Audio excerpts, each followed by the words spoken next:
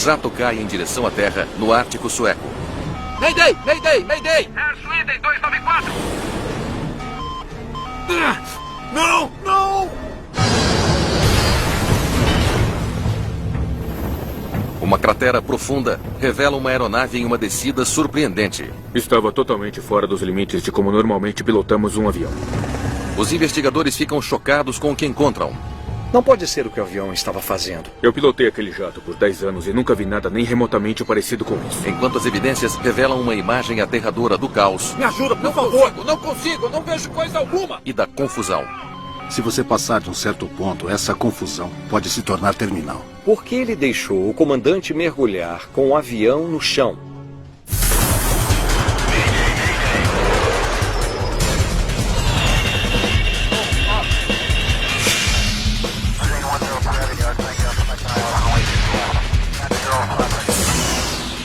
Mayday, desastres aéreos.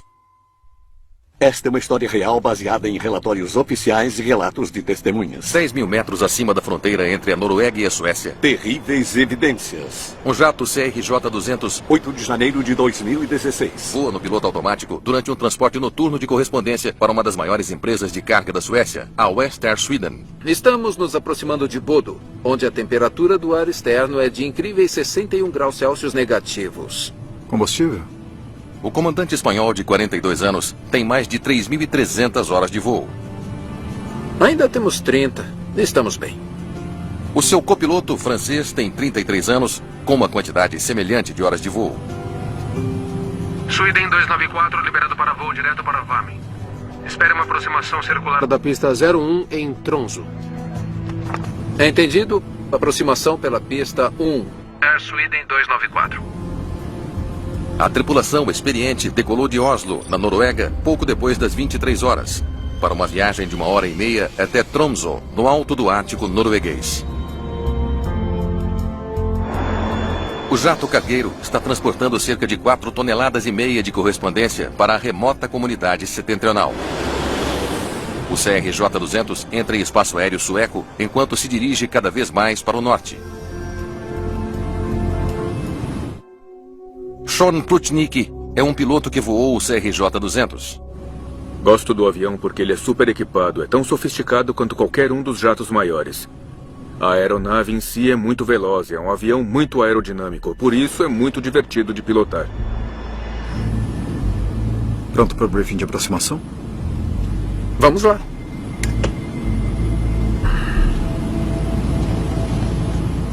Aproximação ILS, a pista 01, direção de chegada 009.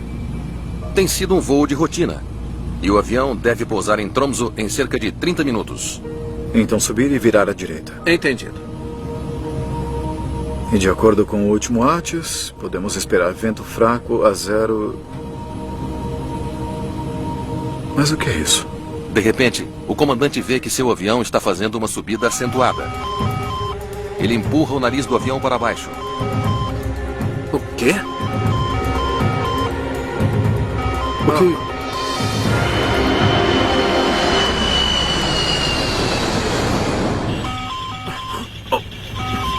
Suba! Suba! Suba! Vamos!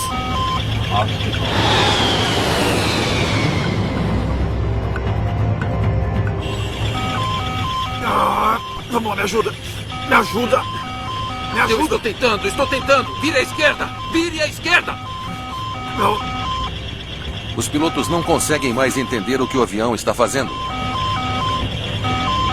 Mayday! Mayday! Mayday! Air Sweden 294! Mayday! Mayday! Mayday! 294, entendido, Mayday. Qual a natureza da sua emergência, por favor? O avião perde quase 3.000 metros de altitude e acelera em direção ao solo a mais de 700 km por hora.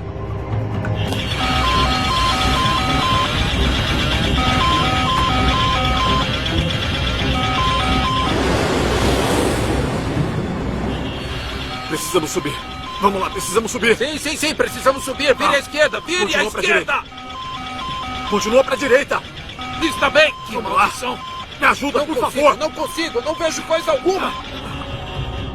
A 2.700 metros, o voo 294 cai abaixo do alcance do radar. Meu Deus. O quê? O quê? Não! Não! Não! O voo 294 da Western Sweden atinge o solo a quase 1000 km por hora.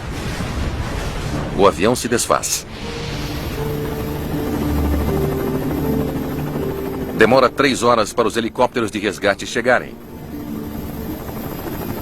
Mesmo do ar, é óbvio que os pilotos não poderiam ter sobrevivido. A informação que obtivemos do grupo de resgate foi que a aeronave foi encontrada e também que provavelmente não seria possível haver sobreviventes.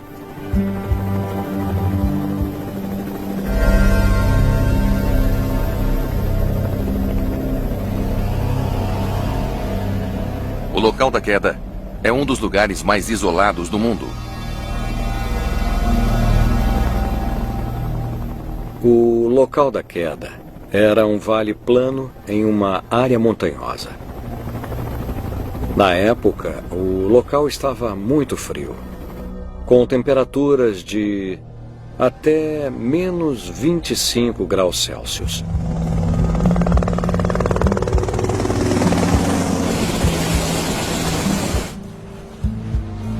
No dia seguinte, uma equipe de investigadores da Autoridade Sueca de Investigação de Acidentes, conhecida como SHK, chega ao local do acidente. A equipe inclui o investigador técnico Tony Arvidsson. Nesse frio extremo, eles têm uma janela muito curta para encontrar pistas sobre o que causou a queda súbita do voo 294. Nós só tivemos luz do dia por cerca de 3 horas.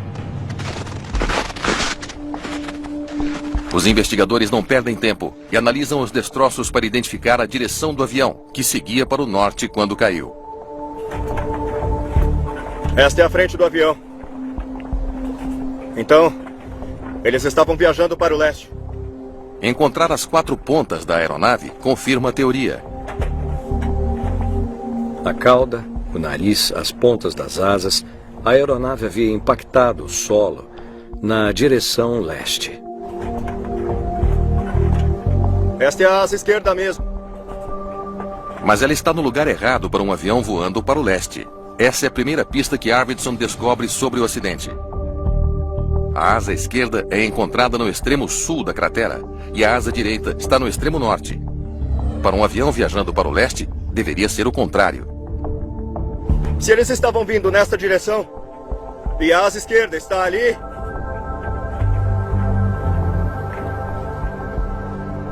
então eles deviam estar de cabeça para baixo. O acidente também criou uma cratera de 6 metros de profundidade.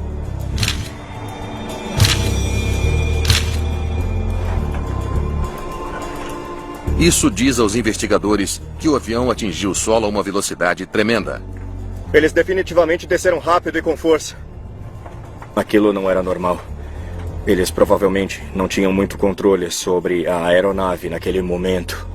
A posição dos destroços e o tamanho da cratera pintam o retrato de um avião atingindo o solo fora de curso, de cabeça para baixo e a uma velocidade estonteantemente alta. Incrivelmente, as 2 caixas pretas do avião sobrevivem à queda. Elas são enviadas para a França, onde os dados podem ser baixados. Os investigadores esperam que os dados revelem por que o avião estava tão fora de controle.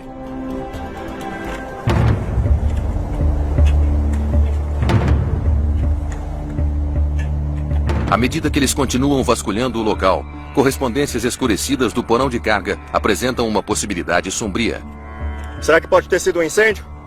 Uma explosão? Um incêndio ou explosão a bordo poderia explicar por que o avião ficou tão fora de controle enquanto viajava a 10 mil metros de altitude.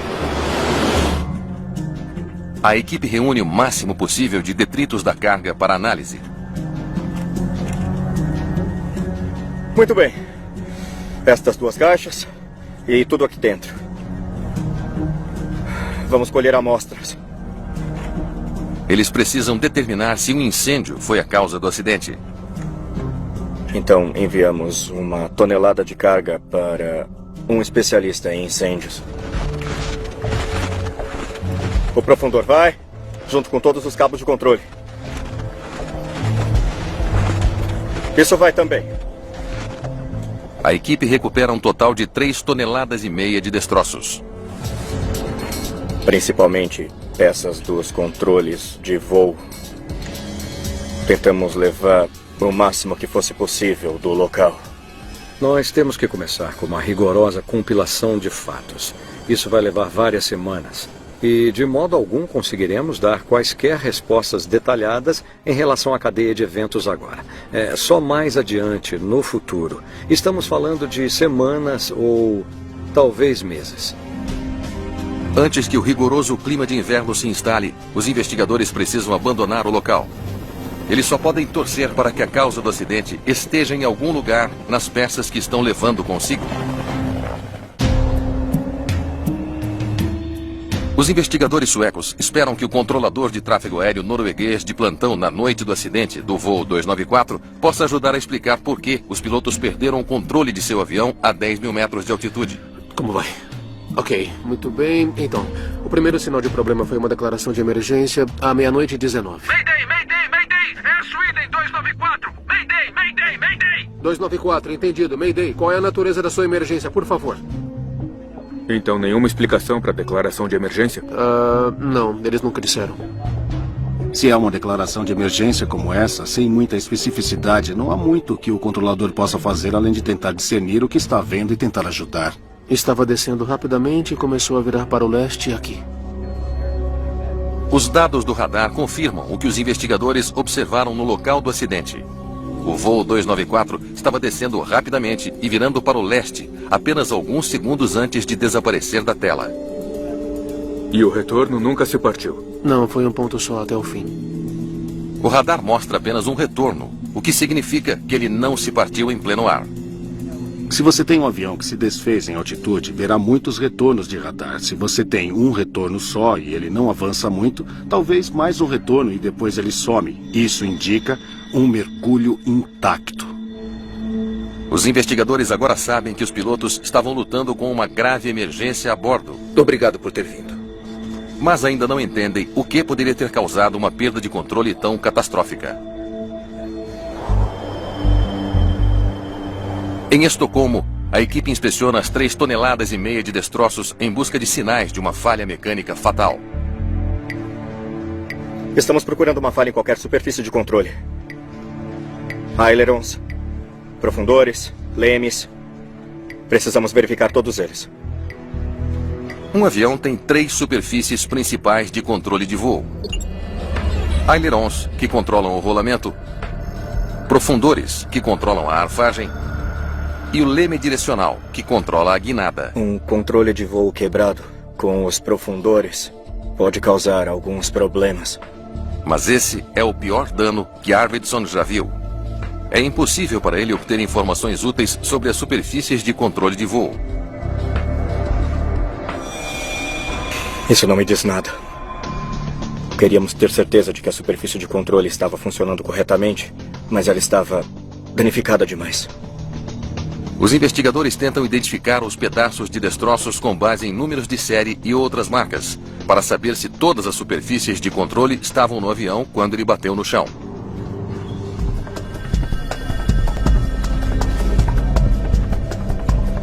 Ailerons esquerdo e direito.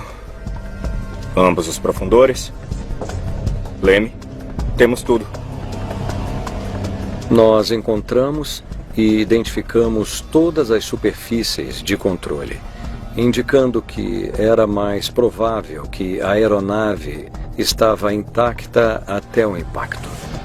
Eles descartam uma falha mecânica grave e seguem para outra teoria, de que um incêndio a bordo derrubou o avião. Os testes na carga do voo 294 não oferecem aos investigadores muito mais informações do que as superfícies de controle. Nenhum sinal de fogo ou explosão. A carga foi destruída no impacto, não em um incêndio a bordo. Procurando respostas, o investigador encarregado Nicholas Seeger se volta para os dados de voo, que chegaram da França e estão prontos para análise. Os dados do gravador são realmente importantes para entendermos o curso dos eventos.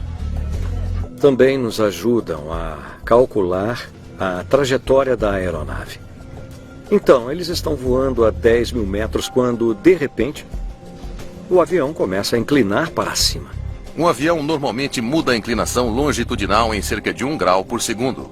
Mas, neste caso, foram 6 graus por segundo. Então foi uma mudança muito brusca na arfagem. Então, o avião começa a cair e rolar fora de controle. Vimos que isso não era normal. Espere um minuto. Se o avião está inclinado para cima, por que a altitude está diminuindo? Não pode estar certo.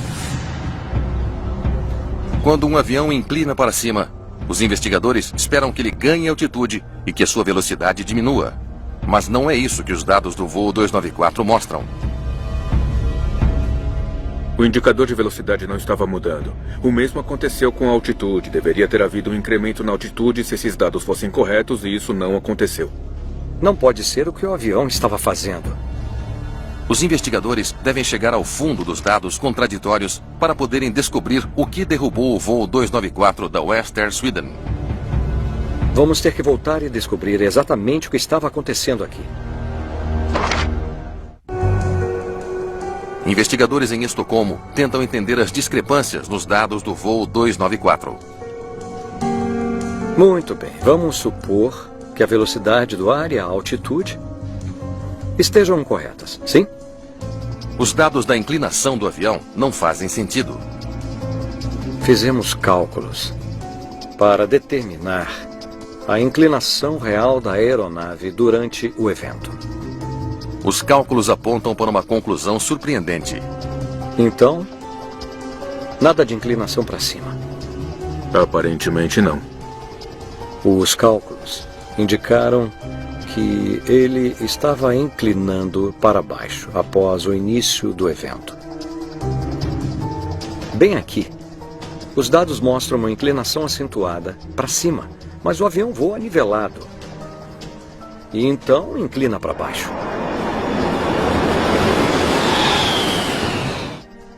Não para cima.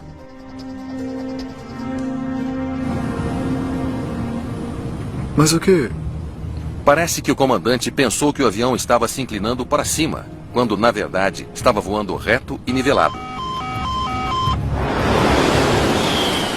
A descoberta leva os investigadores a uma pergunta perturbadora. Os pilotos estavam respondendo a uma emergência. Vamos! Que realmente não existia? Se eles não estão inclinando para cima, por que estão empurrando o nariz para baixo? O indicador de altitude do lado do comandante subitamente ter mostrado um aumento de 30 graus é a única coisa que chega a fazer sentido para essa tripulação levar um avião que estava voando perfeitamente bem a fazer um mergulho. Os investigadores logo descobrem que não são apenas os dados da inclinação que não batem. Bem aqui. Direção e rolamento também estão estranhos. Está vendo isso? Isso nos diz alguma coisa. É outra pista valiosa. Quando analisamos os dados do gravador, vimos 4 parâmetros que não eram consistentes com os outros parâmetros. E esses eram a arfagem, o rolamento, a direção e a velocidade do solo. Todos os 4 parâmetros vêm da chamada Unidade de Referência Inercial, ou IRU. Ela é composta por giroscópios que fornecem informações para as telas da cabine de comando e para o gravador de dados de voo. Existem 2 IRUs, um para o monitor de cada piloto. O gravador de dados recebe os seus dados da IRU do lado do comandante. Os investigadores estudam os manuais e os esquemas elétricos do avião. Descobrimos que a IRU-1 estava enviando o sinal de atitude para o gravador de dados de voo e para o monitor principal de voo de número 1. É uma descoberta importante. O monitor do comandante e o gravador de dados obtêm os dados de arfagem da mesma fonte. Mas isto é o que o comandante estava vendo. os investigadores estão chegando a uma conclusão preocupante. O monitor do comandante estava lhe dizendo que o avião estava inclinado para cima, quando ainda estava voando nivelado. E que estava rolando para a direita, quando estava rolando para a esquerda. O sistema automatizado dizia para ele apontar o nariz para baixo e ele estava tentando fazer isso. Infelizmente, essa era uma informação errônea, o que acabou levando à perda do controle da aeronave. Pilotei esse jato por 10 anos e nunca vi nada nem remotamente parecido com isso. Mas o que? Agora está claro que o piloto estava recebendo informações errôneas de uma IRU defeituosa. É possível que o copiloto também estivesse? O instrumento do copiloto tem o seu próprio giroscópio. Os investigadores descobrem que a IRU-1 estava apenas alimentando o monitor do comandante. Uma segunda IRU alimenta o monitor do copiloto e não é registrada pelo gravador de dados de voo. Então, é possível que ambos os lados tenham falhado? Se o monitor do copiloto estivesse correto, ele deveria ter visto que o avião estava voando reto e nivelado. Então por que ele permitiu ao comandante levar o avião para um mergulho em alta velocidade? Para descobrir, a equipe recria o voo em uma simulação com base nos dados da IRU-1. Pronto, inicie a animação. Que pinta um retrato quase incompreensível. 3 segundos depois que o instrumento mostra uma inclinação para cima, o comandante empurra o nariz para baixo. Os pilotos tentaram resolver o problema empurrando os profundores para baixo. Quando o comandante empurra o nariz do avião para baixo, o seu indicador de altitude continua a mostrar que ele está se inclinando para cima. Então ele continua levando o avião para um mergulho cada vez mais acentuado. Aí eles começam a rolar para a esquerda. O avião continua a rolar até ficar de dorso. Finalmente, eles atingem uma velocidade de 941 quilômetros. É praticamente incrível que a aeronave não tenha começado a se partir por causa das forças aerodinâmicas, mas qualquer movimento dos controles arrancaria a cauda ou arrancaria as superfícies de controle. O avião atinge o solo voando invertido a uma velocidade de quase 1000 quilômetros por hora. A velocidade com que esse avião passou de voo estável a buraco fumegante, uma cratera literalmente, é surpreendente, porque envolve uma taxa de descida em um ponto de mais de 7.000 metros por minuto. É um mergulho vertical direto, quase a velocidade do som. Isso significa que o que quer que tenha acontecido, aconteceu extremamente rápido. Os investigadores agora podem ver o que aconteceu, mas ainda não entendem por que a falha de um único instrumento levou a uma queda tão repentina e tão catastrófica. Como você passa de um voo nivelado a 10.000 metros para um impacto a 1.000 quilômetros por hora em... quanto? 1 minuto e 20 segundos. Os investigadores estão perplexos. A falha de um único instrumento em um sistema de redundância tripla deve permitir que a tripulação ou as operações consigam lidar com essa situação. Para entender melhor como os pilotos estavam interpretando os dados de voo, os investigadores agora se voltam para o gravador de voz da cabine do voo 294. Vamos ouvir o que estava acontecendo lá em cima. Pronto para o briefing de aproximação? Vamos lá. Os investigadores não ouvem sinais de problemas nos minutos que antecederam o acidente. Até que... De acordo com o último ATIS, podemos... Ok, é aqui que o problema começa. Mas o quê?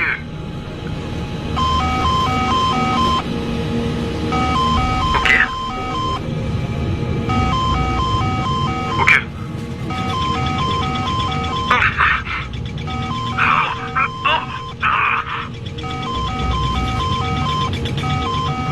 Mal estão falando um com o outro. Ficamos um pouco surpresos por não ter havido comunicação nos primeiros 10 a 12 segundos após o início dos problemas. Suba! Por algum motivo, os dois pilotos nunca discutiram a inclinação incomum do avião. Vamos lá, me ajuda! Me ajuda! Me ajuda! Estou tentando. Vire à esquerda! Vire à esquerda! Ou como solucionar o problema. Não! 1 minuto, pare. Ângulo de inclinação, outra vez. Quando isso começou? 13 segundos após o início do problema. 40 graus. Exatamente quando deveria soar. O alerta é programado para soar quando o ângulo de inclinação do avião chega a 40 graus, que é exatamente quando soou no voo 294. Em um CRJ-200, o ângulo de inclinação e o alerta obtêm dados da IRU do lado do copiloto. Ouvir os alertas de ângulo de inclinação fornece aos investigadores algumas informações vitais. A unidade de referência inercial número 2 estava funcionando como deveria. O copiloto estava recebendo informações certas. A descoberta confirma que o copiloto deveria saber que o avião nunca esteve inclinado para cima. Então, por que ele deixou o comandante mergulhar com o avião para o chão? Precisamos subir e virar à direita. Entendido. Os investigadores têm um novo mistério para solucionar. De acordo com o último ATIS, podemos esperar vento fraco a 0... Mas o quê? Quando o comandante do voo 294 entra em um mergulho mortal, por que o copiloto não intervém?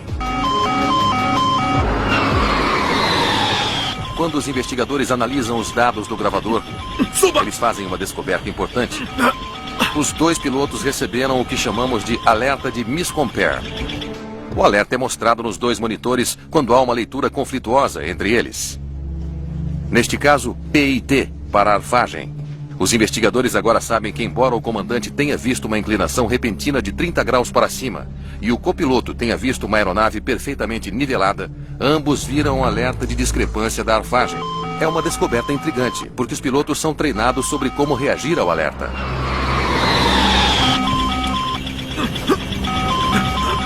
Vamos! Você esperaria que, em termos de comunicação, eles seriam capazes de verbalizar. Tem o que parece ser uma inclinação extrema para cima. O que está mostrando do seu lado?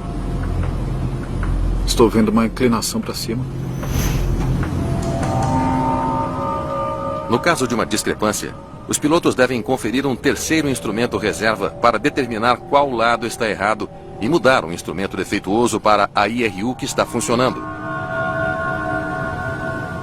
Parece que o meu lado está errado. Mudando para IRU2 agora. Idealmente, o que chamamos de indicador de altitude reserva podia meio que ter desempatado. Em outras palavras, temos 3 fontes de informação e as 2 melhores em 3 são as que você treinou para seguir. Muito bem. Veremos o que eles dizem em seguida. Mas quando os investigadores ouvem o gravador de voz, Precisamos subir. Vamos lá, precisamos subir. Sim, precisamos subir. À direita, esquerda. eles não ouvem esse tipo de conversa. Continue à direita. Está bem, que... Em vez disso, eles ouvem o som de uma tripulação que não consegue entender o que está acontecendo com o avião, nem como corrigir o problema. Vamos lá, me ajuda. Me ajuda, por favor. Não consigo, não vejo coisa alguma. E o que isso nos diz é que os membros da tripulação estavam mentalmente consumidos, olhando para a tela principal do voo, tentando descobrir o que estava acontecendo e qual era a posição real da aeronave no espaço. É uma revelação preocupante. Mas o quê? Seeger decide que eles precisam ver exatamente o que os pilotos experimentaram quando os instrumentos começaram a falhar. Eles reservam um horário em um simulador do CRJ. Muito bem, então vamos iniciar o erro no lado esquerdo, por favor. Eles percorrem a mesma rota do voo 294 e programam uma falha na IRU do lado esquerdo. No simulador, podemos observar os 2 monitores de voos principais. E também podemos ver que tudo estava funcionando como deveria funcionar. Aí está. Congele aí, por favor. Quando o indicador de altitude do comandante mostra uma subida repentina, o alerta miscompare é acionado, informando ao comandante e ao copiloto que estão vendo diferentes leituras de inclinação. Ok. Muito bem, vamos continuar daqui. Então eles fazem uma nova descoberta. E agora temos o modo de eliminação sendo... congele aí, por favor.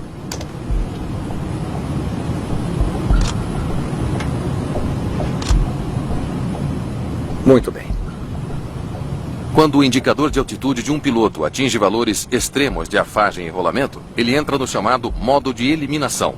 Todas as informações não essenciais desaparecem e setas vermelhas indicam aos pilotos em que direção voar.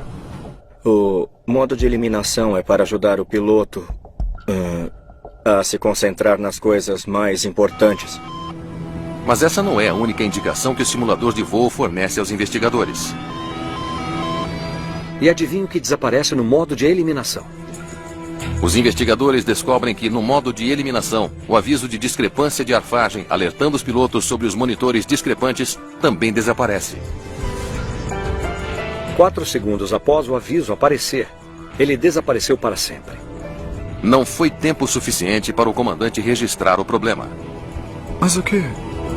E como resultado, ele instintivamente empurrou o nariz do avião para baixo, sem perceber que estava fazendo o avião mergulhar. Logo, o instrumento do copiloto também entrou no modo de eliminação.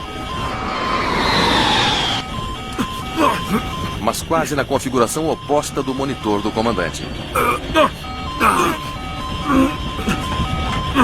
Suba!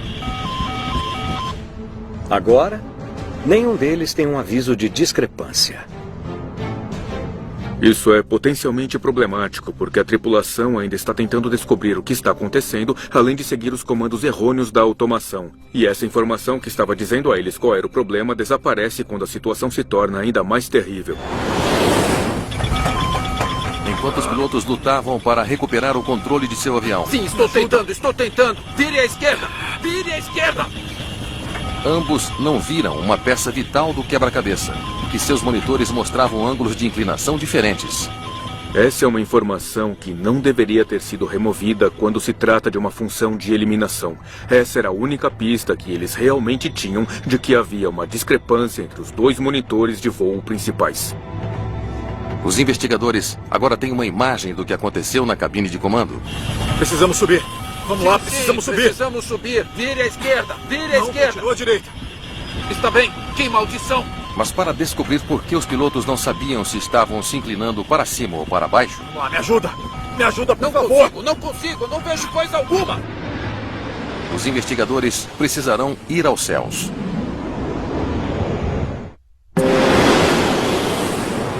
Os investigadores pilotam um avião idêntico, na mesma rota e sob as mesmas condições, sem lua, para descobrir o que os pilotos do voo 294 podiam e não podiam ver na noite do acidente. Eu posso ver luzes. Será Hitzen? Eu posso ver o horizonte ali. Estamos nos aproximando de Bodo. Mesmo voando à noite, ainda há pistas visuais que podem ajudá-lo a entender a orientação da sua aeronave. Por exemplo, ainda pode ter um horizonte visível às vezes quando há muitas luzes em uma cidade. O teste parece ser em vão e não revela nada fora do comum. Muito bem. Vamos iniciar a descida para Tromsø.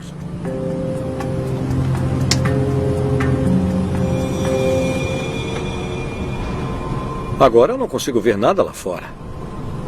Foi muito difícil discernir o horizonte durante esse voo quando a iluminação da cabine de comando estava acesa.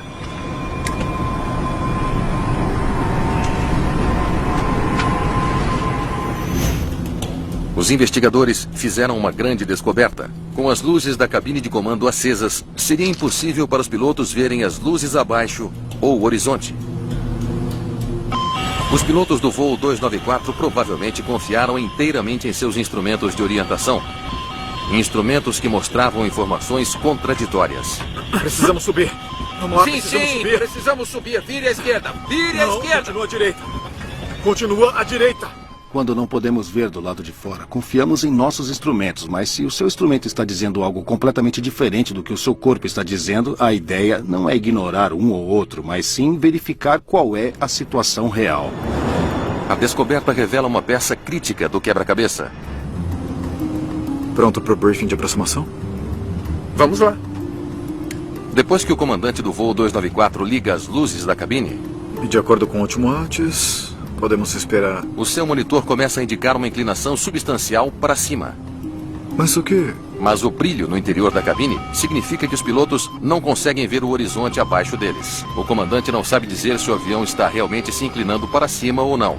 Se isso tivesse acontecido mais cedo, quando eles poderiam ter algum tipo de horizonte visível, o resultado poderia ter sido totalmente diferente e provavelmente seria. Ele vê isto. Então, a sua primeira reação é empurrar o nariz para baixo. Seeger acha que a resposta do comandante Me ajuda! Me ajuda! Sim, estou tentando. tornou impossível para qualquer um dos pilotos entender os movimentos do avião. Vire à esquerda! Uma das máximas que incutimos na aviação comercial e na aviação militar é, em caso de emergência, peça um café antes de decidir fazer alguma coisa. Existem pouquíssimas coisas na aviação que necessitam de uma resposta física instantânea. Em menos de 30 segundos, o avião está de cabeça para baixo e mergulhando. Forças G negativas extremas fazem com que os pilotos não sintam o seu peso e assim não possam dizer se estão subindo ou descendo. Confrontar um ambiente G negativo é desorientador por muitas razões. Uma delas é que ele realmente afeta a sua capacidade cognitiva, a sua capacidade de entender a situação em que está. Em apenas 5 segundos, o piloto automático se desarma e ele está enfrentando uma inclinação para cima de 30 graus. E aí o display do instrumento muda. Mayday, Mayday, Mayday, Air Sweden 294. Mayday. Os investigadores acreditam que a velocidade alucinante da cadeia de eventos provoca o que é conhecido como efeito de alarme ou surpresa nos dois pilotos. Esse efeito de surpresa, juntamente com a falta de comunicação entre os pilotos, pode explicar as dificuldades deles para resolver o problema. Este é basicamente o ambiente em que eles se viram passando de operações extremamente normais para operações extremamente anormais e dentro de uma fração de segundo. Vire à esquerda, vire à esquerda. Continua à direita. Continua à direita. Tá bem, que maldição. Me ajuda. De várias maneiras, esse acidente é o que chamaríamos de cenário perfeito. O fato dos dois membros da tripulação não olharem para seus instrumentos como deveriam olhar no briefing da aproximação, o fato de o piloto automático se desarmar tão rapidamente e o fato de a indicação de inclinação ser tão extrema. Vamos lá. Vamos lá, me ajuda. Não me consigo, ajuda, por não favor. consigo, não vejo coisa alguma. Os investigadores agora acreditam que sabem o que deu tão horrivelmente errado no voo 294. Não, não, não. Mas eles ainda têm uma última pergunta para responder. Pronto para o briefing de aproximação? Vamos lá. Os minutos finais do voo 294 agora estão claros para os investigadores. Aproximação ILS, a pista 01, na direção 009. O briefing de aproximação é interrompido quando o comandante percebe uma inclinação repentina para cima. Vento fraco a 0... Mas o quê? O início do evento foi uma informação errônea que aconteceu no monitor do lado esquerdo, mostrando uma arfagem crescente. Mas ele não faz ideia de que o que está vendo é uma unidade de referência inercial defeituosa. O alerta de arfagem desaparece. O piloto automático se desarma e o comandante empurra o nariz do avião para baixo, seguindo as instruções em seu indicador de altitude. Quando o avião começa a mergulhar, os pilotos não sabem que seus monitores não coincidem mais. Do quê? O quê? E como não podem ver o horizonte natural lá fora, nenhum deles pode verificar sua altitude real. À medida que o jato em mergulho rapidamente ganha velocidade, forças G negativas fazem os pilotos se sentirem sem peso. O voo 294 rola para a esquerda até ficar de cabeça para baixo. É possível que isso tenha ocorrido porque agora o copiloto havia se agarrado ao manche para se firmar ou para tentar contribuir para resolver o problema. De cabeça para baixo e caindo em direção à terra, o monitor do copiloto mostra o avião em uma queda livre e rolando para a esquerda. Suba! Mas o comandante vê o contrário. Um avião em inclinação crescente e rolando para a direita. Suba! As sugestões de seu copiloto não fazem sentido. E as forças G invertidas tornam quase impossível pensar. Vamos lá, me ajuda! Me ajuda! Me ajuda! Sim, eu estou tentando. Vire à esquerda! Vire à esquerda! Não! Quando você, como eles, é sugado por uma realidade no meio da noite e isso não é condizente com o que realmente está acontecendo, em outras palavras, é uma realidade induzida. Tudo começa a ficar confuso e se você passar de um certo ponto, essa confusão pode se tornar terminal. O avião está em um mergulho acentuado, quase voando invertido e viajando a uma velocidade de quase 1000 km por hora. Quando você chega a esse ponto, a mente se concentra em fornecer boas orientações sobre como pilotar o avião. E depois desse ponto, não há como recuperar. Precisamos subir. Vamos lá, precisamos subir. Sim, precisamos subir. Vire à esquerda. Não. Vire à esquerda. À direita. Continua à direita. Que maldição! Vamos lá, me ajuda. Me ajuda, por favor. Não consigo. Não vejo coisa alguma. O quê? O quê? Não! Não! Não! 80 segundos após o primeiro sinal de problemas, o avião se choca contra o chão.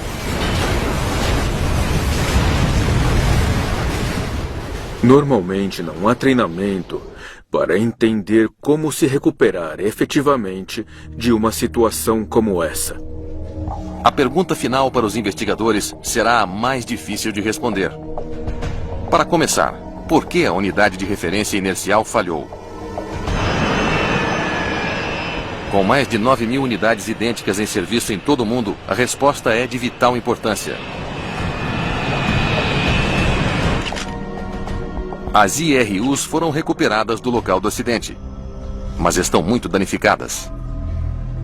A IRU física foi danificada ao ponto de ficar irreconhecível. E nós não conseguimos descobrir o que causou o problema. Carregando dados, código de erro. Nada. Sem os cartões de memória do dispositivo, os investigadores não conseguem determinar a causa da falha. Tentamos de todas as maneiras possíveis, mas não tínhamos evidências suficientes para descobrir. Mas o quê? Independentemente da causa, a falha da IRU não deveria ter causado um acidente. Existem instrumentos redundantes a bordo exatamente por esse motivo. A redundância é uma das chaves para a segurança da aviação, porque não só precisamos de pilotos redundantes, porque os seres humanos podem falhar, mas precisamos de instrumentos redundantes. Nós nunca queremos entrar em uma situação em que uma falha de ponto único faça com que você não consiga pilotar o avião com segurança. No relatório final, os investigadores listam a falha dos pilotos em se comunicar adequadamente, a falta de informações fornecidas pelos instrumentos de voo sobre a falha e o efeito de cargas G negativas sobre a tripulação como os principais fatores que causaram o acidente. É importante se comunicar imediatamente quando houver um problema, para que o outro piloto possa entender o que está acontecendo. Os investigadores recomendam que as companhias aéreas adotem frases padrão para os pilotos usarem em situações de emergência semelhantes e que os fabricantes aprimorem o design dos monitores principais de voo para que mensagens de erro importantes não sejam removidas nos modos de eliminação.